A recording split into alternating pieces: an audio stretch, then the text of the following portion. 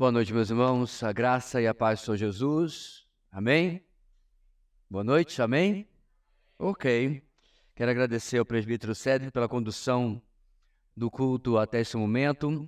Peço, irmãos, que estejamos orando, além aqui de nossa sede, em outras 3 igrejas, irmãos de nossa igreja estão pregando, que Deus possa abençoá-los grandemente nessa noite também. Bem, queridos, hoje nós já estamos há mais de 6 meses, quase 7 na verdade, desde o dia 16 de julho, na nossa caminhada no livro de Isaías. O tema geral deste livro, que nós temos acompanhado durante todos esses meses, é este que vai ser projetado. Eu quero convidar a todos a nós recitarmos a uma só voz. Vamos lá? O Senhor removerá a iniquidade, trazendo a promessa por meio do reino e da pessoa do Messias. Isaías é este livro, portanto, que há 2.700 anos atrás já anunciava, 700 anos antes da vinda de Cristo, a sua vinda, mas que também olha para um futuro que ainda é para nós, aonde ele virá novamente para instaurar o seu reino. Vamos dar, meus irmãos, a mesma recapitulada que demos semana passada. Nós já vimos lá, desde o começo da nossa exposição, que o livro de Isaías possui 2 grandes divisões ou partes, uma do capítulo 1 ao 39, onde o tema de condenação é mais presente, e depois do capítulo 40 ao 66, onde o tema de restauração é mais presente, mas há uma mescla ao longo do caminho. No momento da nossa exposição, nós estamos em uma subdivisão desta primeira parte, que começa no capítulo 13 e vai até o capítulo 27.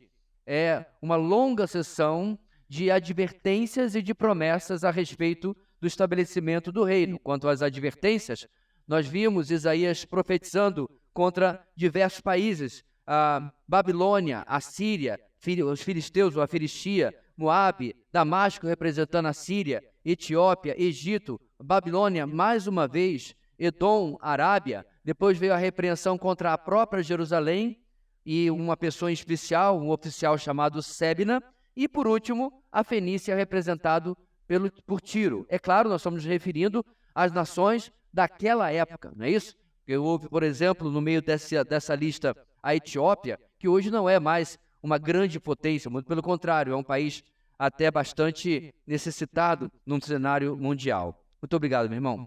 Bem, depois das advertências, irmãos, nós chegamos no capítulo 24 ao 27, onde nós temos os detalhes sobre o estabelecimento do reino messiânico e o cumprimento de diversas profecias sobre este futuro.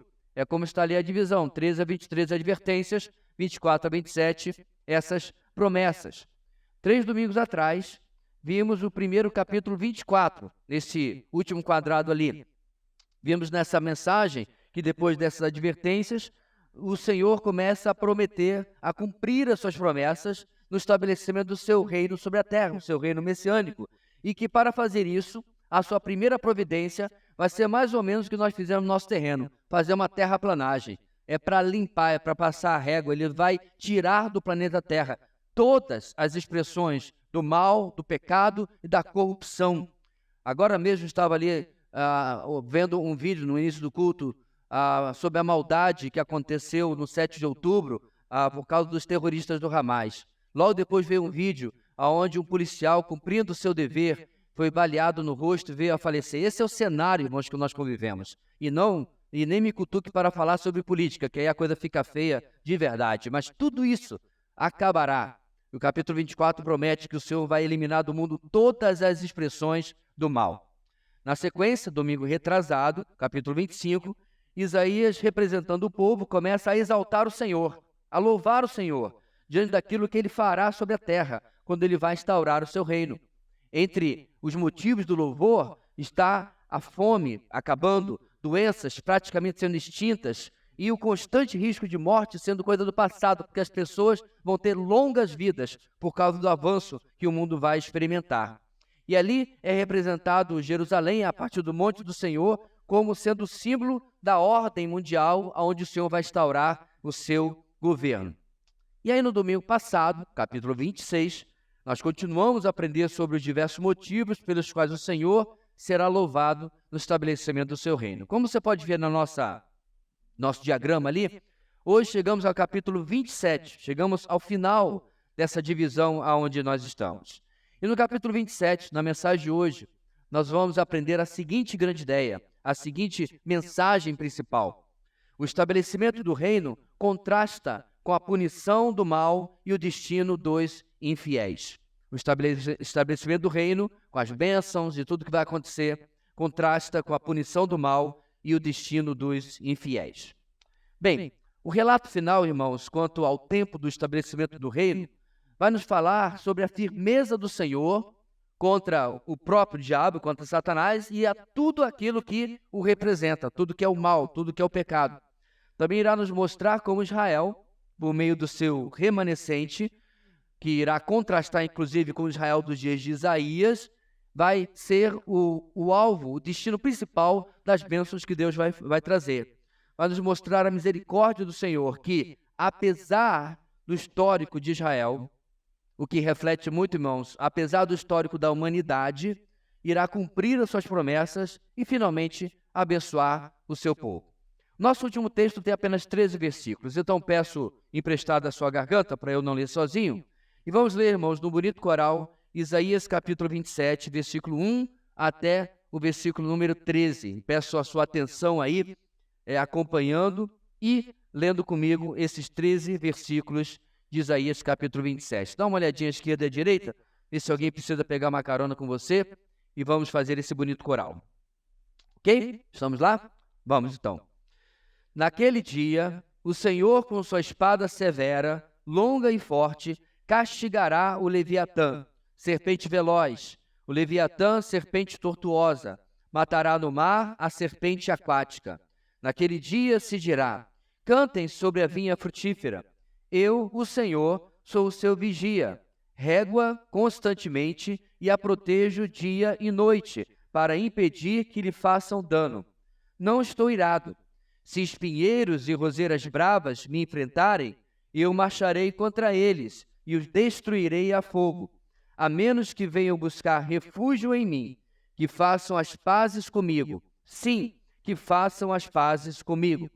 Nos dias vindouros, Jacó lançará raízes, Israel terá botões e flores, e encherá o mundo de frutos. Acaso o Senhor o feriu como aqueles que o feriram? Acaso ele foi morto como foram mortos os que o feriram? Pelo desterro e pelo exílio o julga.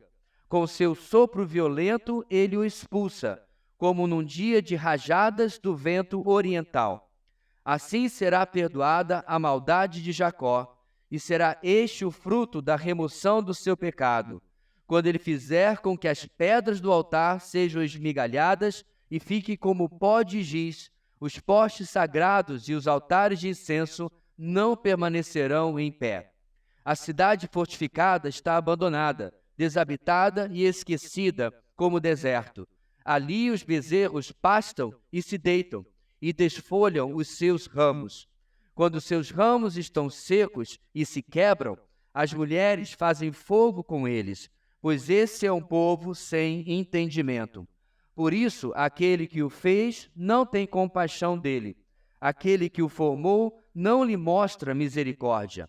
Naquele dia, o Senhor debulhará as suas espigas, desde as margens do Eufrates até o ribeiro do Egito, e vocês, israelitas, serão ajuntados um a um. E naquele dia soará uma grande trombeta. Os que estavam perecendo na Assíria e os que estavam exilados no Egito virão e adorarão o Senhor no Monte Santo em Jerusalém. No nosso texto de hoje, irmãos, eu queria que você pode observar, é claro que é Isaías que está escrevendo, mas é o próprio Senhor que está falando. E ele vai de uma vez para outra, do presente para o futuro, e retorna para o presente várias vezes. O objetivo é claro, meus irmãos, o objetivo é óbvio e nós já explicamos em outras mensagens dessa exposição. Deus, e Isaías escrevendo por ele, usa o que Deus vai fazer no futuro como uma forma de instigar mudanças no presente, para provocar mudanças no presente. Deus está trazendo a realidade daquilo que ele vai fazer, para ver se seu povo desperta, para ver se seu povo acorda da grande desobediência na qual eles estavam enfiados, estavam enfurnados nos dias de Isaías. Vamos caminhar no nosso texto, irmãos. Peço que você deixe sua Bíblia aberta. E nosso primeiro ponto vai ficar apenas no versículo 1. E a primeira coisa que esse texto nos ensina hoje é o seguinte: o reino messiânico anulará o poder de Satanás. O reino messiânico anulará o poder de Satanás. Nosso capítulo anterior, na semana passada, nos mostrou o cenário de julgamento dos últimos dias sobre aqueles que vão se rebelar contra o Senhor. O último versículo do capítulo anterior diz o seguinte: vejam, o Senhor está saindo da sua habitação para castigar os moradores da terra por suas iniquidades. A terra mostrará o sangue derramado sobre ela, não mais encobrirá os seus mortos. E semana passada nós mostramos como isso encaixa direitinho com um dos últimos capítulos de Apocalipse, quando o Senhor Jesus voltará e irá julgar a terra, os moradores, por causa da sua iniquidade. O capítulo 27 agora começa se referindo ao ápice, à continuação desse julgamento. E ele inicia mais uma vez com essa expressão que já temos visto até aqui 30 vezes neste livro. Eu me refiro à expressão naquele dia. Nós já explicamos que essa expressão nos transporta para o futuro, nos transporta para o retorno, para a volta de Jesus, o Messias. Ele vai aparecer, inclusive, irmãos, a expressão nesse mesmo capítulo, de novo no versículo 12 e depois no versículo 2, 12 e 13 novamente, mostrando realmente que está se referindo ao futuro. Mas, por enquanto, aqui no versículo 1, somos informados de que um ser poderoso será derrotado pelo Senhor. Ou seriam 3 seres, porque parece que o texto está descrevendo 3 criaturas. Então vamos lá. Alguns intérpretes, irmãos, sugerem que a serpente veloz seria a Assíria, o império poderoso dessa época. E a serpente tortuosa seria a Babilônia, o próximo império, o grande império que virá. E a serpente aquática seria o Egito, porque está realmente às margens do mar Mediterrâneo e tem o rio Nilo. Porém, meus irmãos, eu discordo dessa interpretação. Primeiro porque tais designações são muito arbitrárias. As pessoas apenas acreditam que sejam assim, mas podem alterar a sua ordem.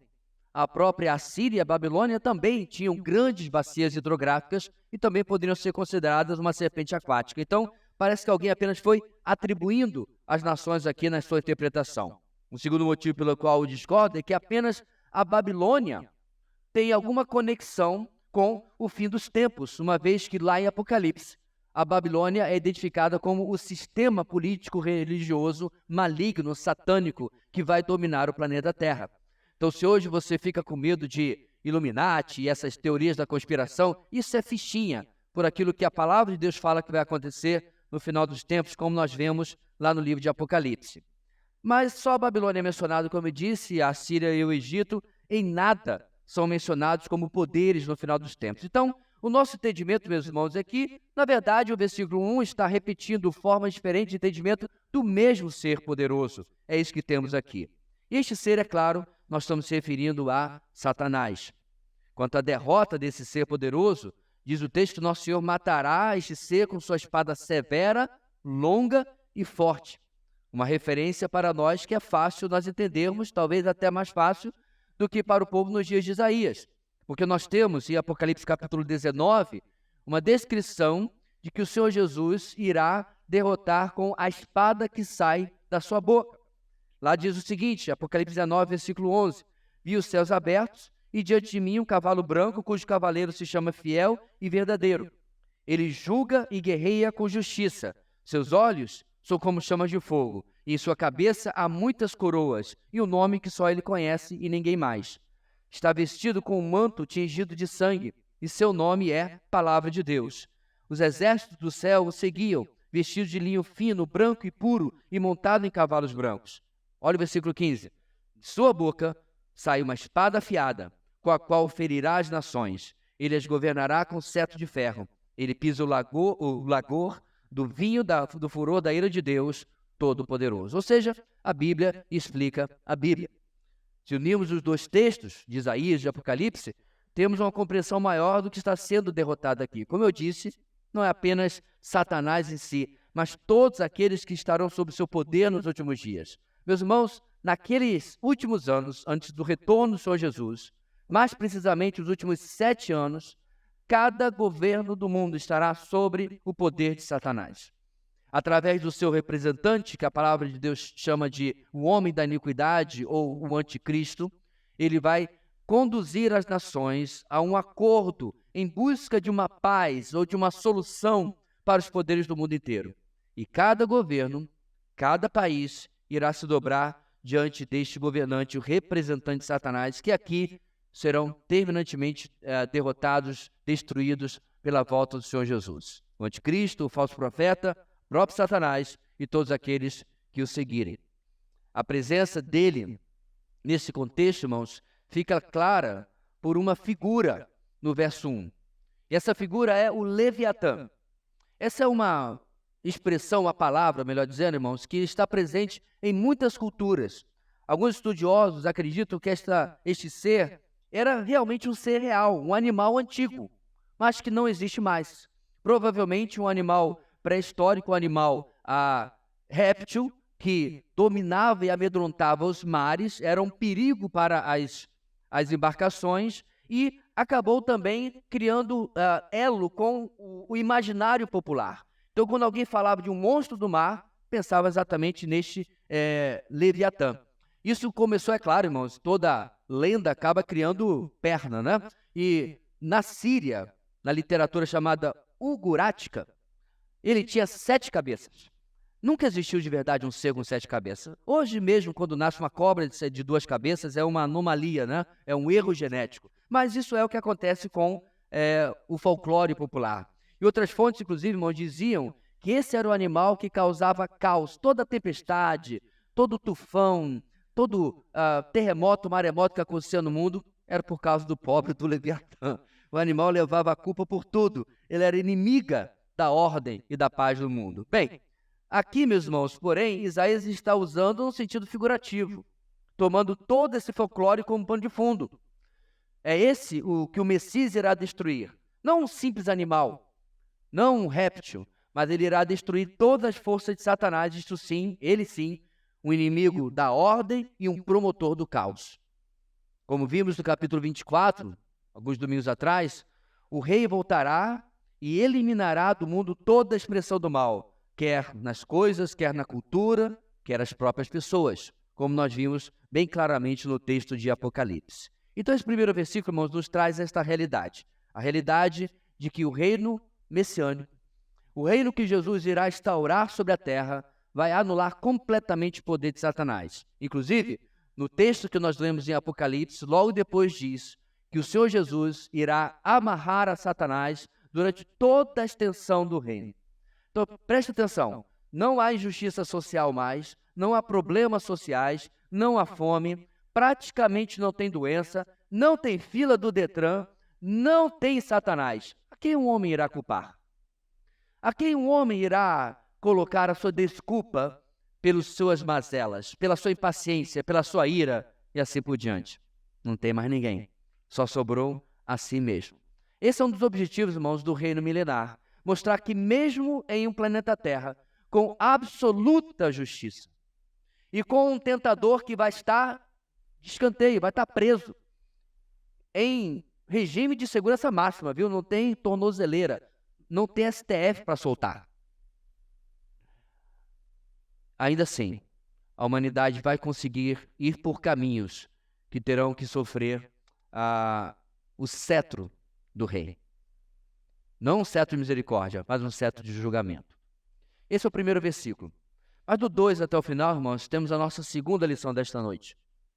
A realidade futura do reino deve confrontar a realidade atual do povo de Deus. Como eu disse, meus irmãos, a partir de agora, o Senhor Deus vai dizer ao seu povo o que ele vai fazer no futuro e vai lembrar do seu presente, do como as bênçãos esperam no futuro e vai mostrar a maldição e a condenação que está no presente. Antes de nós entrarmos no texto, isso serve muito para nós, mostrando, meus irmãos, como aquilo que Deus tem prometido para nós é muito melhor do que aquilo que o mundo que a carne, ou mesmo Satanás, podem nos prometer hoje. Aquilo que o Senhor tem prometido para nós no futuro glorioso, em muito passa aquilo que este mundo e esta vida têm a nos oferecer. Verso 2. A sequência do nosso texto, como eu disse, possui um tom completamente diferente. Com a futura destruição do maligno, ou pelo menos a sua colocação de lado, e daqueles que perseguirão os seguidores do Cordeiro, os seguidores de Jesus, o Messias, agora é tempo de bênção e restauração. E essas bênçãos e restauração, como eu disse, eram usadas para falar ao povo de Deus dos dias de Isaías, para chamar a sua atenção. Mas para nós entendermos corretamente, irmãos, nós precisamos voltar um pouquinho atrás. Eu quero ler para vocês um texto de Isaías, capítulo 5. Vários meses atrás nós passamos por esse texto, para você entender sobre o que o versículo 2 está falando. Porque no versículo 2, nós lemos o seguinte: naquele dia se dirá, cantem sobre a vinha frutífera. Eu acho que alguns já pensaram assim, eu já ouvi isso em algum lugar. Foi lá no capítulo 5. O que nós lemos no capítulo 5, irmãos? Algo muito diferente desse verso 2. Olha lá.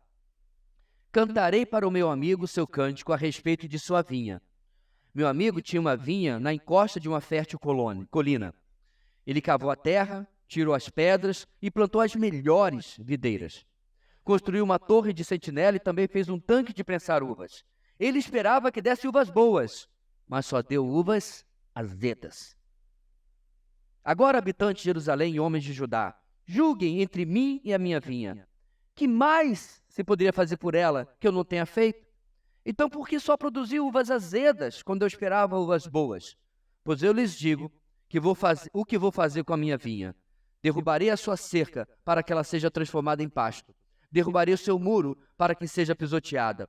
Farei dela um terreno baldio, não será podada nem capinada. Espinheiros e ervas daninhas crescerão nela.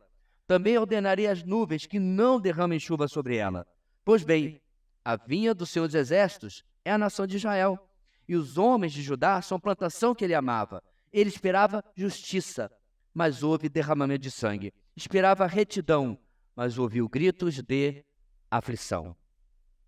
Entendeu o verso 2? O verso 2 vai nos trazer, meus irmãos, uma nova perspectiva sobre a vinha do Senhor. Acompanhe, porque como nós podemos ver, a nação de Israel dos dias de Isaías, no capítulo 5, é comparada com uma vinha, se quiser usar a palavra videira não tem problema, improdutiva. Ela era até produtiva, mas só produzia uva que não prestava para nada. Uvas azedas não servem para vinho, não servem para vinagre, não servem para nada, nem para uva passa, para quem gosta como eu. Simplesmente se transformava automaticamente em esterco, porque não tinha serventia nenhuma. Tudo o que era possível, o Senhor havia feito por ela, pela vinha, por Israel, mas ela só produziu frutos que para nada prestavam. Agora perceba o contraste com o nosso texto do verso de hoje, verso 2. Perceba como o Senhor continua o mesmo, é o mesmo Deus que cuidava antes e está cuidando agora. Mas agora, meus irmãos, a vinha é diferente, porque agora a vinha é composta não de todo o povo de Israel, mas daquele remanescente fiel, e o retorno do investimento é completamente outro. Ela não é mais a vinha de uvas azedas e imprestáveis. Ela é a vinha, o próprio Senhor Deus testemunha aqui, cantem sobre a vinha frutífera. Que diferença, que mudança. Tudo por causa da mão do Senhor sobre a história. Porque, meus irmãos, quando Israel, apesar dos apelos do Senhor, do cuidado do Senhor, foi deixada à sua própria sorte, ela se transformou numa vinha improdutiva. Mas quando o Senhor Deus entrou na história, na pessoa de Cristo Jesus, e no final dos tempos vai alcançar o seu povo, mudando o coração de pedra para um coração de carne. Quando o Senhor mesmo, Ele mesmo se transformou e se tornou na nova aliança, Israel pôde se tornar aquilo que ele nunca havia antes conseguido ser, uma vinha frutífera. Deixa eu explicar o que eu quero dizer aqui. No Antigo Testamento, meus irmãos, apesar dos apelos, o povo de Israel não tinha o mesmo privilégio que eu e você temos hoje na nova aliança. A nova aliança, inclusive, foi profetizada por Jeremias. Ele disse, Jeremias, virão tempos em que eu vou remover o coração de pedra de vocês. Por que pedra, irmãos? Cadê os alunos do seminário para me ajudar? Por que pedra? A lei, as tábuas da lei, certo? Não era na tábua de pedra que a lei foi escrita, os 10 mandamentos, ele ia remover a lei, o coração de pedra e dar um coração de carne. Ele ia lavá-los em uma água purificadora e colocar neles o seu espírito. A mesma coisa que Jesus fala a Nicodemos em João capítulo 3. Isso, meus irmãos, é que vai acontecer com o remanescente de Israel lá no final dos tempos. Dentro da nação política, falamos isso hoje na nossa EBD, certo? Deus vai escolher aqueles que vão compor este remanescente, e estes sim vão ser a vinha frutífera do povo de Deus. E quando começa a falar do que fará pela vinha, o Senhor está usando isso, como eu disse, para tentar provocar uma reação de arrependimento na humanidade dos dias de Isaías, principalmente o povo de Deus. O verso 3 começa chamando a atenção para o cuidado do Senhor. E o cuidado do Senhor, meus irmãos, vai se mostrar aqui de várias formas. Primeiro, proteção. É a primeira coisa que o Senhor fez e que o reino promete. Como eu disse, o Senhor não mudou. Ele cuidou antes e continua cuidando agora. A vinha não está sendo cuidada porque ela é frutífera. A ordem é outra. Ela é frutífera por causa do cuidado do Senhor. Entendeu? Não é que eles se provaram frutíferos e Deus falou assim, tá, então agora eu vou cuidar de vocês. Não. É por causa do cuidado do Senhor na vida dos seus. É que eles se transformaram numa vinha frutífera. Diante do cuidado do seu povo, o Senhor se volta rapidamente para falar com os de fora. Os versos 4 e 5 acompanhem. Os espinheiros e as roseiras bravas simbolizam as nações de fora de Israel, as nações gentias, como nós, por exemplo.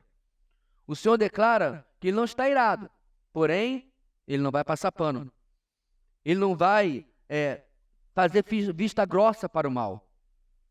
Se as nações se voltarem contra ele, serão destruídas.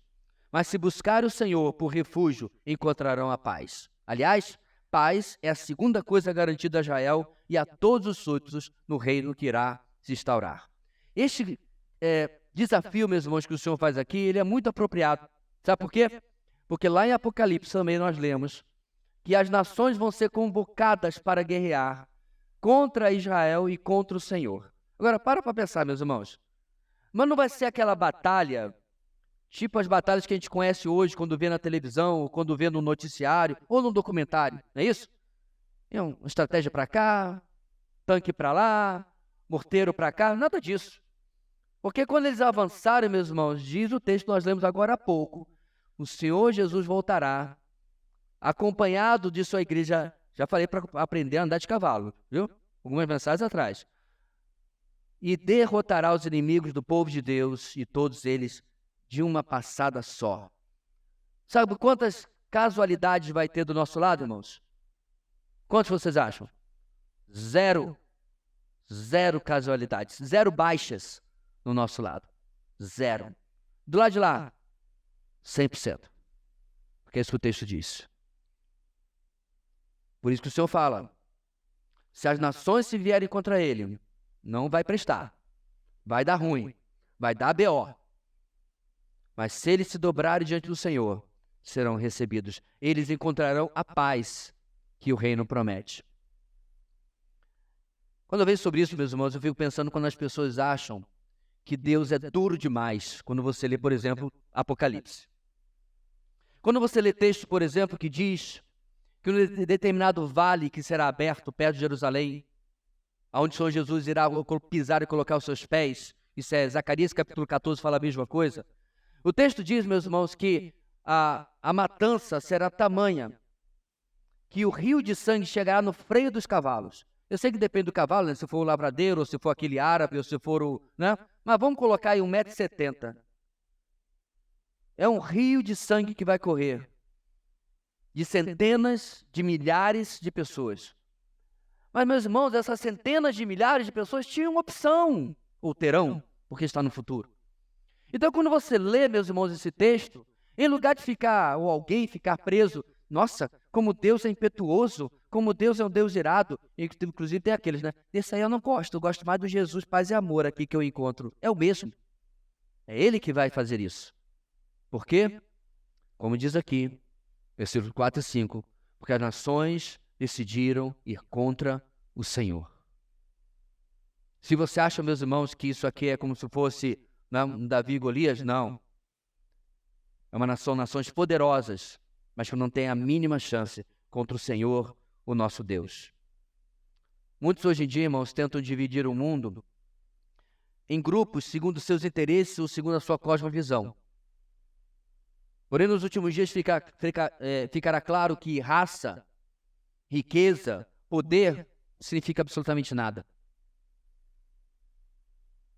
Ou os homens abandonam a religião e aceitam a oferta de paz do rei, encontrando assim a paz do reino, ou serão destruídos junto com os líderes demoníacos daqueles dias. Essa é a forma, meus irmãos, como Deus divide o mundo. Não entre raças, não entre posição social, não entre poder e influência, mas entre aqueles que se dobram diante do rei e aqueles que não se dobram. Aqueles que experimentarão a paz do reino e aqueles que experimentarão, infelizmente, o julgamento. Bem, como um incentivo aos homens, versículo 6, o Senhor volta a falar do seu povo. No verso 6 ele nos fala que no reino que virá, Israel, aqui identificado no versículo 6 como Jacó, será uma nação firme, firmada e próspera. Então nós já vimos, irmãos, proteção, já vimos paz e agora prosperidade. É a terceira coisa que o rei dará a todos no seu reino. Por assim dizer, meus irmãos, o reino será, desculpe a má palavra, um pouco socialista, nesse sentido. Ainda que será capitalista. Mas o meu ponto aqui, meus irmãos, é que não haverá tanta desigualdade social. Haverá alcance de todas as necessidades humanas para todas, absolutamente todas as pessoas. Como vimos algumas mensagens atrás, fome e doença serão coisa do passado.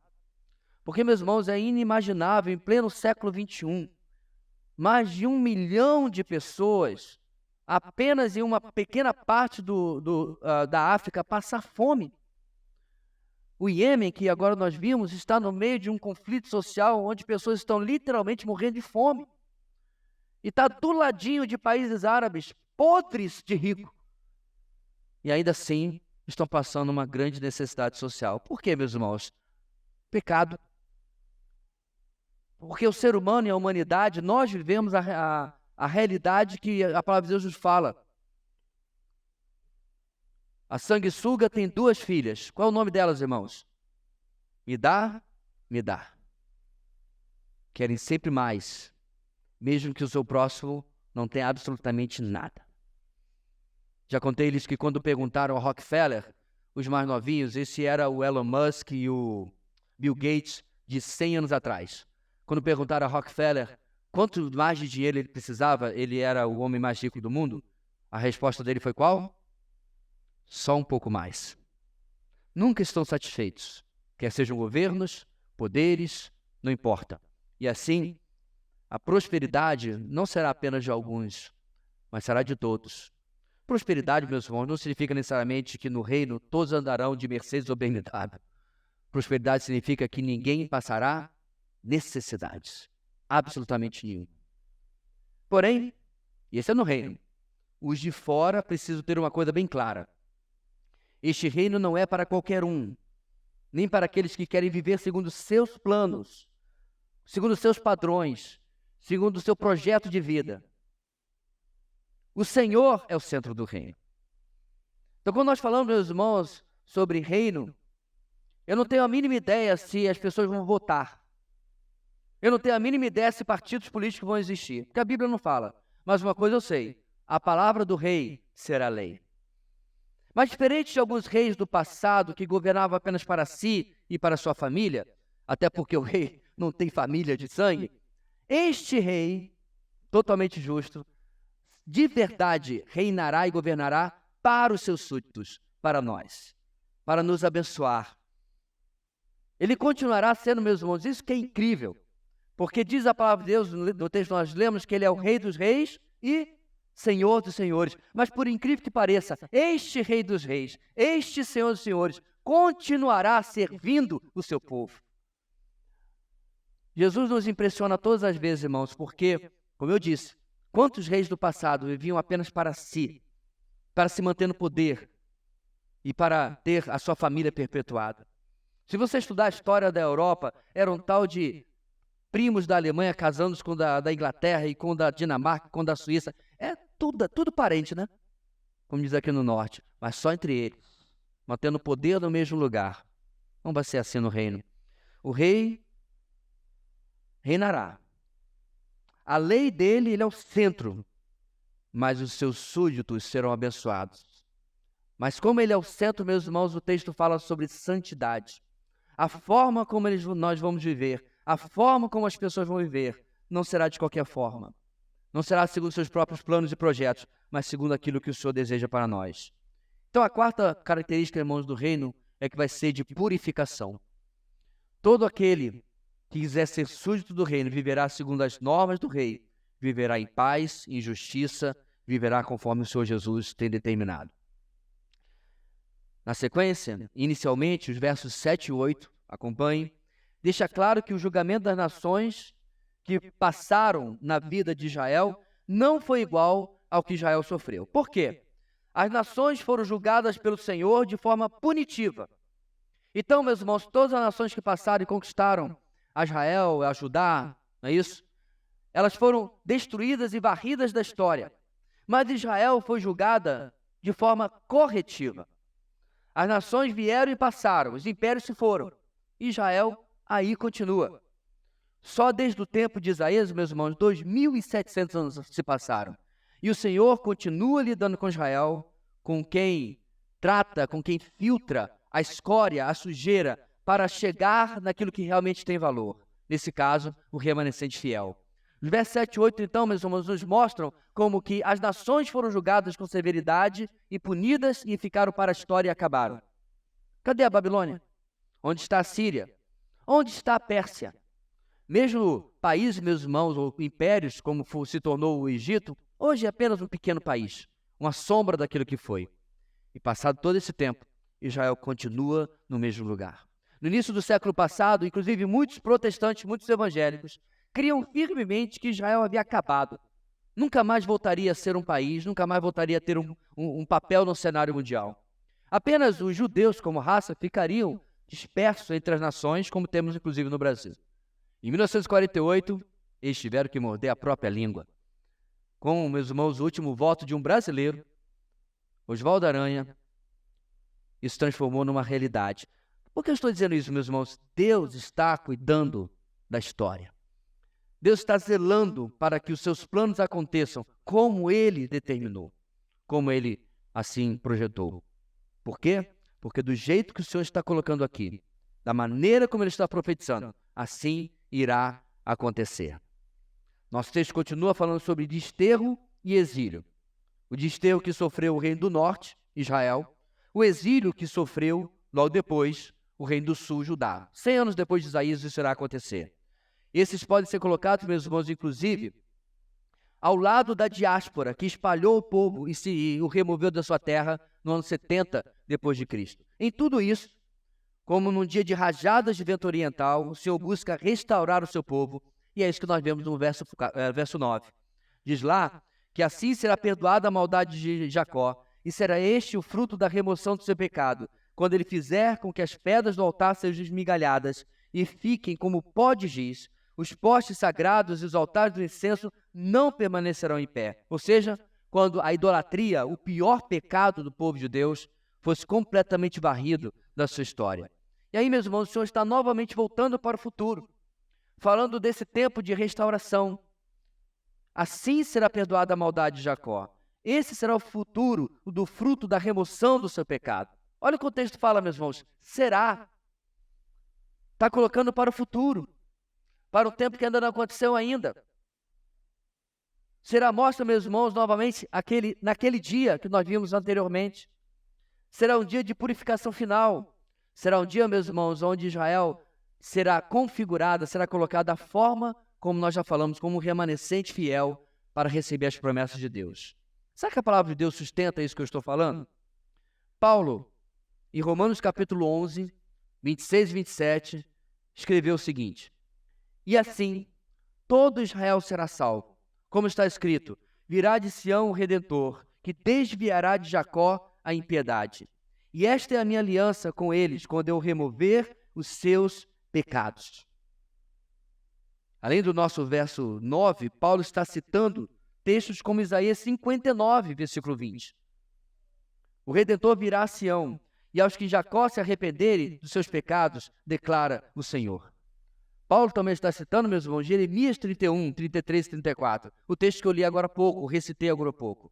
Esta é a aliança que farei com a comunidade de Israel depois daqueles dias, declara o Senhor. Porei a minha lei no íntimo deles e a escreverei nos seus corações. Serei o Deus deles e eles serão o meu povo. Ninguém mais ensinará ao seu próximo nem ao seu irmão, dizendo, conheça o Senhor, porque todos eles me conhecerão, desde o menor até o maior. Diz o Senhor, olha aí, porque eu lhes perdoarei a maldade e não me lembrarei mais dos seus pecados. Muitos, meus irmãos, por rejeitarem que a igreja não é Israel, não compreendem como a promessa da nova aliança é direcionada primeiro a este povo original de Deus, no Antigo Testamento. E como a igreja é colocada no plano de Deus, porque o Senhor sabia da dureza, do endurecimento de Israel. Coisa que, inclusive, Paulo explica também em Romanos 9 a 11. E o Senhor sabia e havia avisado que depois viria um dia em que todo Israel será salvo. Isso se cumpre nesse remanescente fiel, profetizado num texto que nós estamos vendo hoje. Bem, com esse vislumbre do futuro, o que Deus faz? Volta para o presente. O Senhor novamente traz mais advertências para o seu povo nos dias de Isaías. É o que nós vemos no verso 10.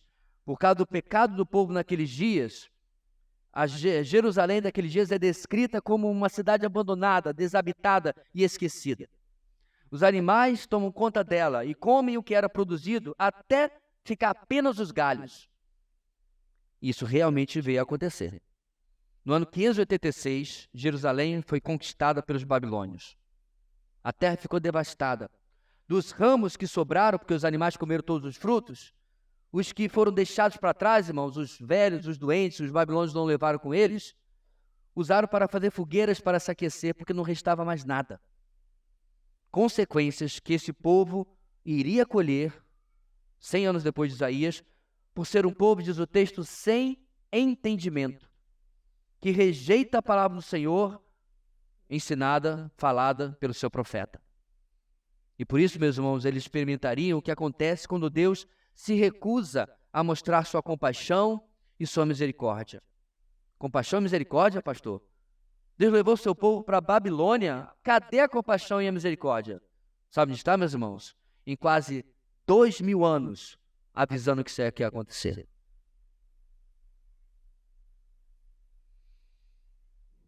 Menino, não faz isso. Se você mexer nisso, papai vai lhe dar uma palmada. E o menino vai lá e mexe. E o pai, se for um bom pai, não fica só de palavra. Diz, eu não falei com você? Vem cá. Aí tem aqueles longos minutos, irmãos, que é assim que se disciplina filho, onde você explica o que a criança fez. Percebe se a criança entendeu que ela errou. Ora com a criança. Eu me lembro que a Carol Sue, que é a mãe do Davi Murk Jr., que já esteve aqui pregando na nossa igreja, ela dizia que a disciplina com os pais dela era tão longa, era tanta conversa, que ela dizia assim, só me bate logo. E depois vem a palmada. Será que esse pai e essa mãe não são misericordiosos e compassivos? Como é que podemos dizer que um Deus que durante praticamente 2000 anos avisou, largue os ídolos, abandone o seu adultério espiritual, volte-se para mim, o Senhor que os tirou do Egito, que lhes deu esta terra, que tem currículo, que tem histórico, e o povo abandonou vez após vez após vez. Um dos textos, irmãos, eu já falei para vocês, que mais mexe o meu coração, é aquele quando o Senhor diz, pergunte entre as nações se há alguma que abandonou o seu Deus e trocou por outro. Mas o meu povo me abandonou. A mim, a fonte de águas vivas. 2 pecados o meu povo cometeu. Me abandonou a fonte de águas vivas e fez para si cisternas rachadas que não retêm água. Me trocaram pelo que nem existe, falsos deuses. Infelizmente, meus irmãos, as consequências vieram. E Deus, mesmo em Isaías 27, não conseguiu convencer o povo de que as promessas futuras são muito mais preciosas do que as ofertas malignas presentes. No final do nosso texto, novamente o Senhor muda o tempo de cumprimento e retorna para o futuro distante. Estamos chegando ao final, no verso 12. Naquele dia, aparece novamente. E a promessa de ajuntar uma vez por todas o povo de Israel ser feita. A menção do Eufrates até o Egito é uma referência à extensão de terra que será ocupada por aqueles que o Senhor ajuntar como remanescente do seu povo escolhido.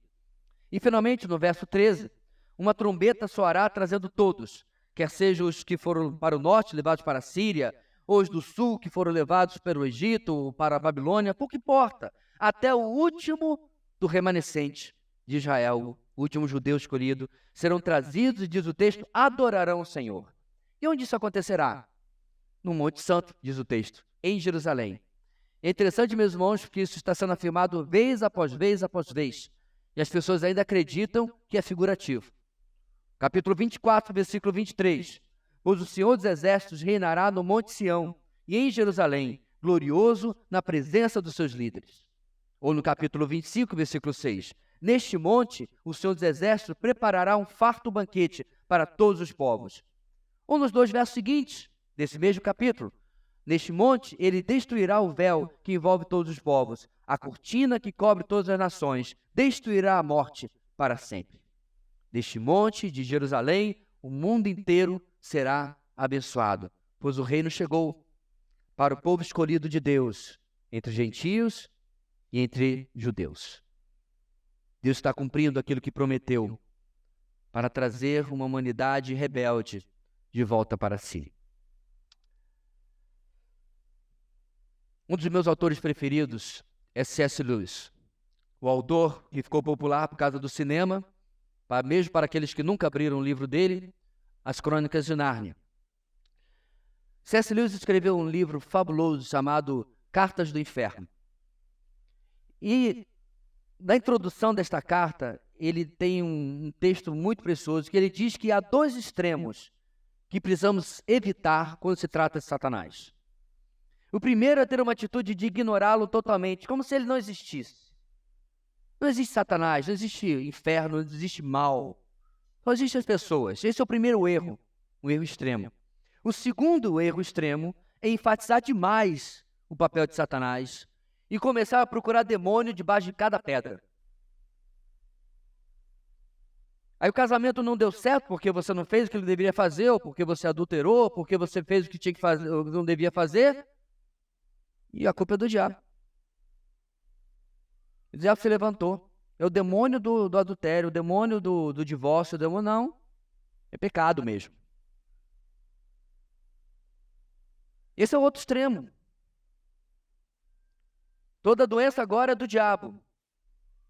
Interessantemente, meus irmãos, quando Timóteo, discípulo de Paulo, estava doente,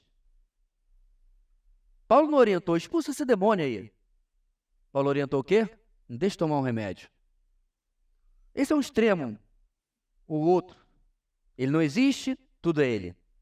Porém, meus irmãos, o mesmo C.S. Lewis escreveu uma outra coisa que eu queria ler para vocês hoje. Na nuca de Satanás, quando você tem alguém no chão de bruço e você imobiliza, certo? Na nuca de Satanás há a marca de uma pegada. Marca que tem uma cicatriz causada por um prego. Ele já está derrotado. Porque quem o derrota, meus irmãos, não sou eu ou você. É aquele que tem o seu pé perfurado por um cravo, por um prego. E ele que vai subjugar Satanás totalmente e derrotar todo o mal. Satanás não deve ser desrespeitado, mas também não deve ser temido.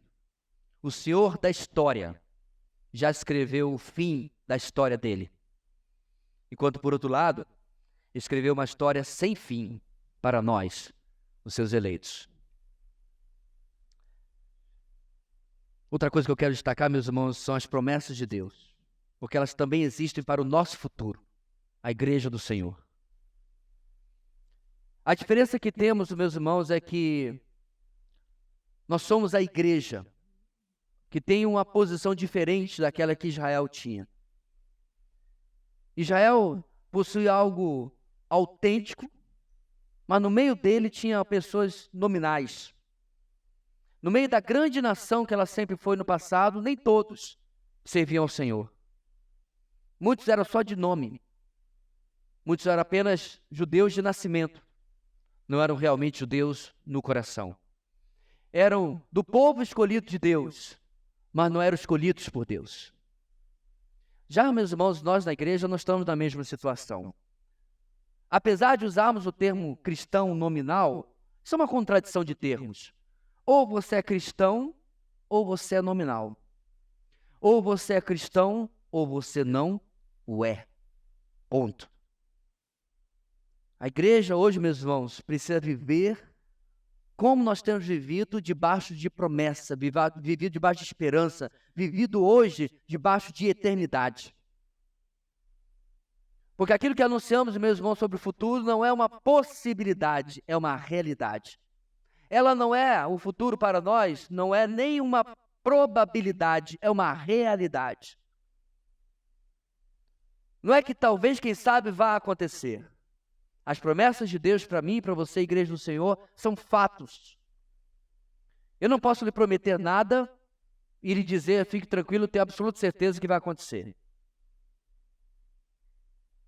Anteontem uma pessoa me ligou, querendo comprar o meu carro. E disse para mim, pode até tirar o anúncio, eu garanto. Eu garanto.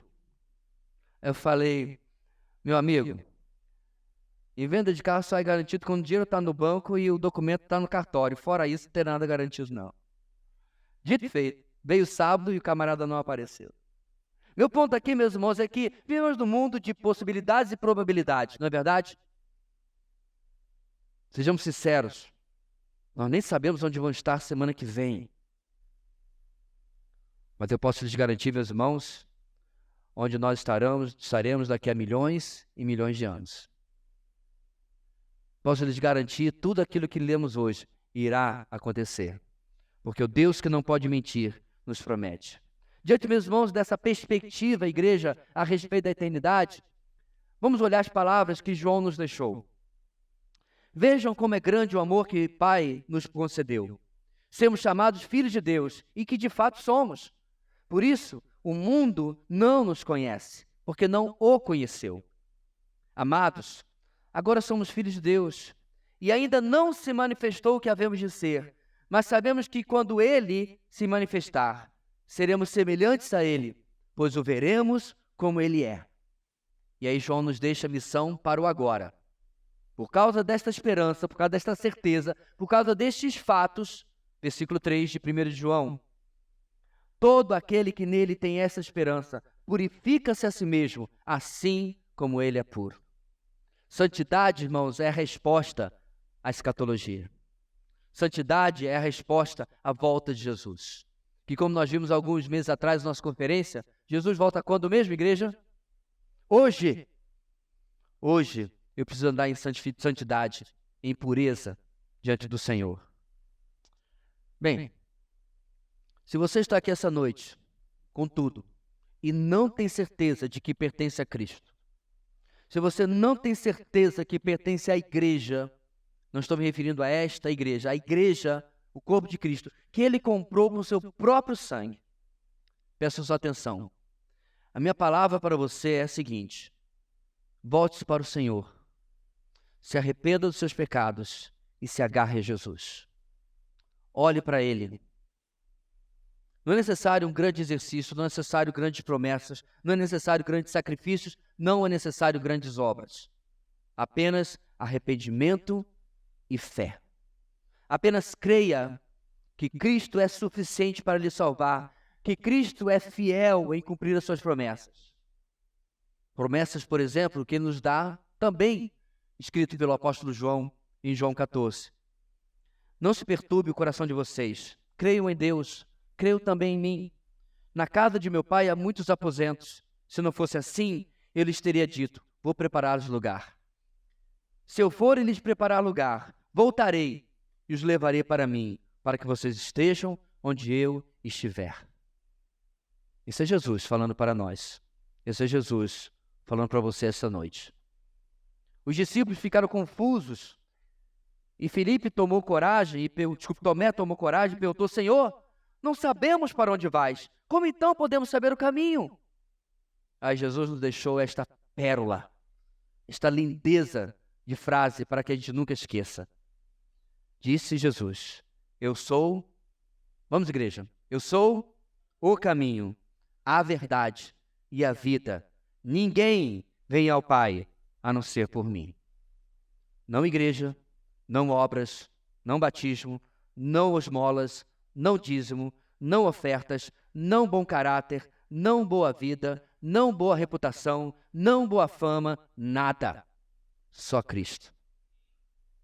As nossas obras são como trapo de imundícia. Você precisa apenas crer e entregar a sua vida a Jesus. Por quê?